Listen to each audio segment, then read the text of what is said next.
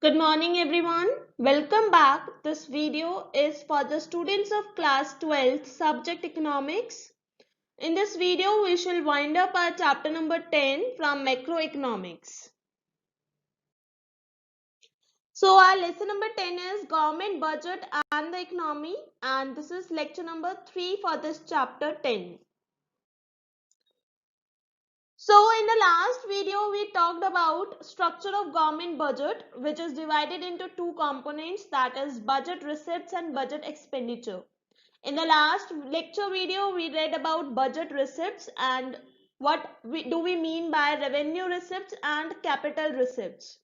Now in this video we shall focus on budget expenditure and how it is divided into two types like revenue expenditure and capital expenditure. Now we shall read about budget expenditure. It refers to estimated expenditure of the government during the fiscal year. Okay, so in budget expenditure we calculate all the expenses incurred by the government during the fiscal year. Okay. Now, budget expenditure is also classified as revenue expenditure or capital expenditure. Okay. So, what do we mean by revenue expenditure? Basically, these are those expenditures which neither creates any asset nor cause any reduction in the liability of the government. Okay, so these kind of expenditures are recurring in nature. They repeat themselves. For examples, payment of salaries, pension, interest, etc. Okay, so revenue expenditures are those expenditures which does not create any asset for the government. Okay, so these expenditures neither create any asset nor they cause any reduction in the liability of the government. Okay, so the examples of revenue expenditure are payment of salaries. Why? Because it does not create any asset for the government. Similarly, interest payment, they are also revenue expenditure. Expenditure on defense purchase, expenditure on subsidies. Okay, these are the revenue expenditures because they neither create any asset nor causes reduction in the liability of the government. Now the next one is capital expenditure. These are those expenditures which either creates an asset or causes a reduction in the liabilities of the government. For example, expenditure on construction of metro, flyover, etc. These are the expenditures, but these expenditures are increasing the assets of the government. So they are counted as capital expenditure. Okay. So there are two features of capital expenditures, that expenditures which either create assets for the government or causes reduction in liability of the government are termed as capital expenditure. See the examples. Expenditure on purchase of land and building. Okay, it is an expenditure but it is increasing the asset of the government. So they are capital expenditures. Expenditure on machinery and equipment.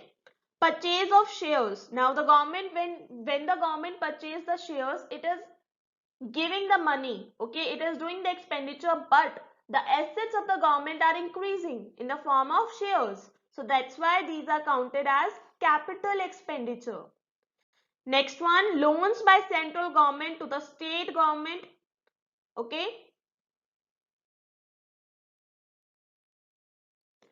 Now next one is budget expenditure is also classified as planned and unplanned expenditure. Okay, so what do we mean by planned expenditure? Planned expenditure refers to that expenditure which relates to specific plans and programs of development. Okay, so whatever expenditure is done on the already planned programs and policies, those expenditures are known as planned expenditures. See, assistance of central government to the state government, okay, during the financial crisis in the economy, or we can say it includes both revenue expenditure and capital expenditure. Okay, revenue expenditures like assistance to the state government, And capital expenditure like expenditure on construction of roads, bridges and hospitals. So these are planned expenditure which are already planned by the government. Next one is non-plan expenditure. Okay, broadly all expenditure other than plan expenditure is classified as non-plan expenditure. Specifically, non-plan expenditure relates to the expenditure on routine functioning of the government. Okay, or it includes expenditure on such services as of law and order, defense and subsidies. Okay. Now we shall read about budget deficit, revenue deficit, fiscal deficit and primary deficit. Now, what is budget deficit? Budget deficit, also called government deficit, refers to a situation when budget expenditures of the government are greater than budget receipts. Okay, or we can say when the government spends more than it's collect. Okay, when government spends more than it collects, then it incurs a budgetary deficit. Okay, so it is a situation when expenditure of the government are more in comparison to money receipts of the government.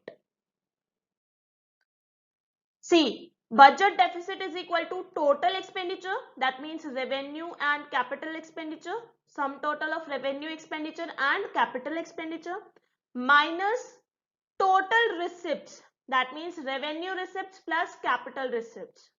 Okay, so here budget deficit is the difference of budget expenditure and budget receipts, but when budget expenditure is greater than budget receipts.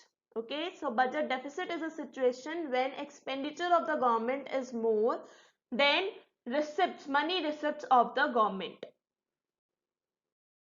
Now we shall study the three types of deficit and how we will measure them. The first one is revenue deficit, then fiscal deficit and then primary deficit. See, the first one is revenue deficit. Basically, these are concerned with the revenue expenditures and revenue receipts. Okay, it refers to the excess of revenue expenditure over revenue receipts.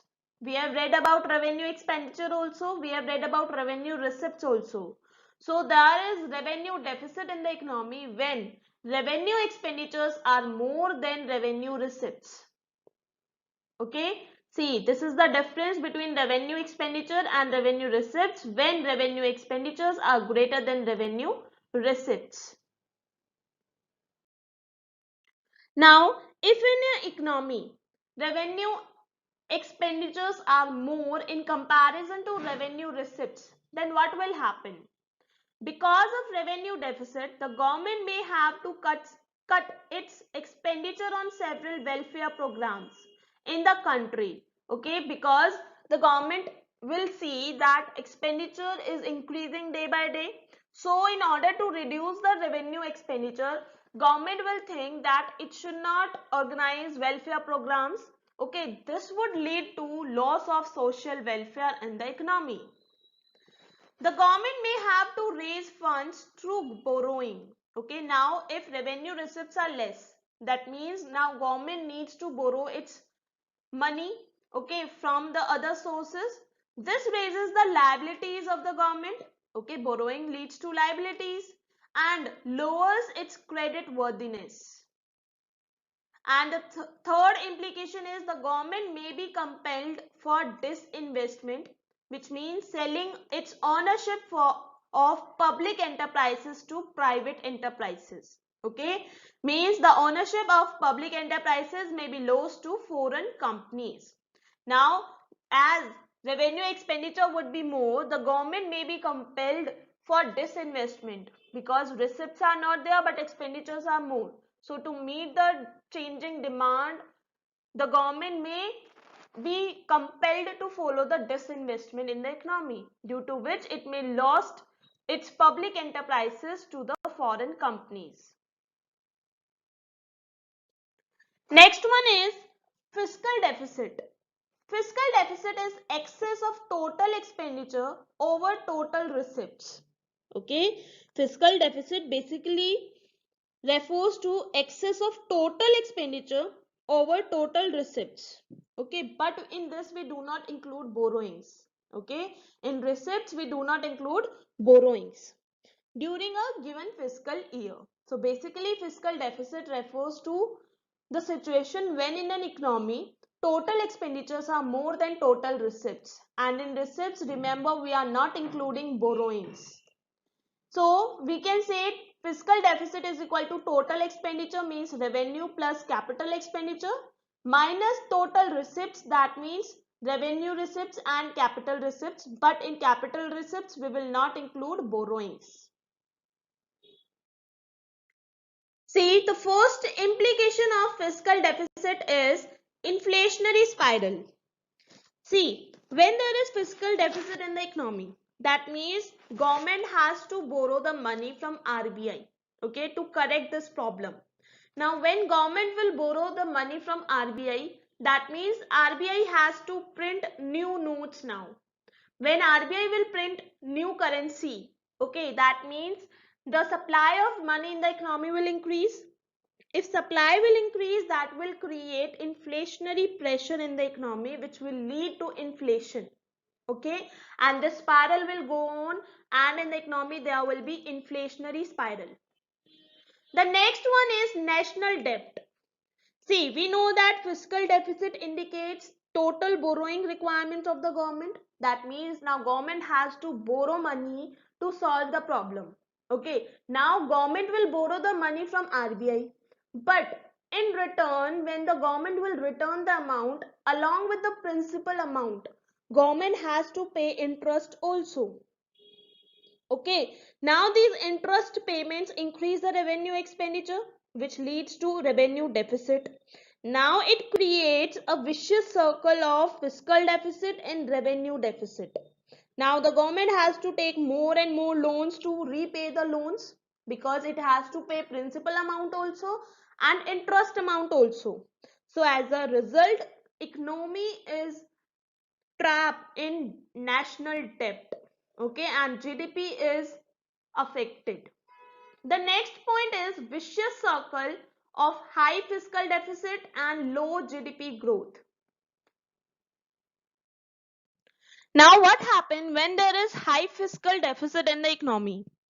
Okay, then GDP growth remains low because of high fiscal deficit, because expenditures are more and receipts are less. So GDP growth in the economy remains low, and fiscal deficit remains high because of low GDP growth. So the circle goes on, and the economy is trapped in high fiscal deficit and low GDP growth vicious circle. Now the next point is crowding out. See, when there is high fiscal deficit in the economy, that means the money is borrowed by the government. Now, due to these borrowings by the government, funds are not available for the private investors. Okay, now if private investors will not get the fund, then from where will they invest the money? That means their investment will reduce. In response, the whole investment in the economy is reduced. Okay, so the next point is erosion of government credibility.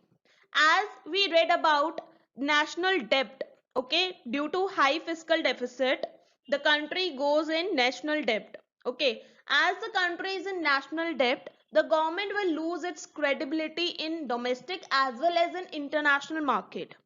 And now the investors of foreign countries will withdraw their investment from our country. That means there will be less foreign exchange. That means GDP growth is reduced. The next one is primary deficit. It is the difference between fiscal deficit and interest. Okay, so basically primary deficit is fiscal deficit minus interest payment, while fiscal deficit shows borrowing requirements of the government inclusive of interest payment on the past loans. Okay, in fiscal deficit we show the borrowing requirements of the government along with the interest payment that the government has to do on the last past loans. Okay, whereas primary deficit shows borrowing requirements of the government exclusive of interest payment. Now, what are balanced and unbalanced budget? See, balanced budget means the situation when government receipts are equal to government expenditure. So basically, balanced budget is a situation when government expenditures are equal to government receipts. Its merits are the government does not indulge in wasteful expenditure and it ensures financial stability. Okay, it signals fiscal discipline in the economy. It means that there is neither the problem of inflation nor deflation in the economy. Now, the demerits of balanced budget are it does not offer any solution to the problem of unemployment. Okay, when unemployment is linked with the lack of AD, okay, if there is lack of aggregate demand in the economy and there is balanced budget in the economy, okay, then at that situation the problem of unemployment is not solved. Next, it is not conducive to growth in less developed countries.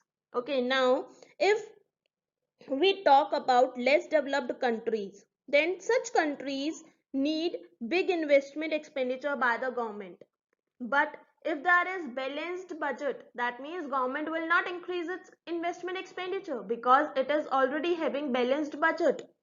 So these kind of countries need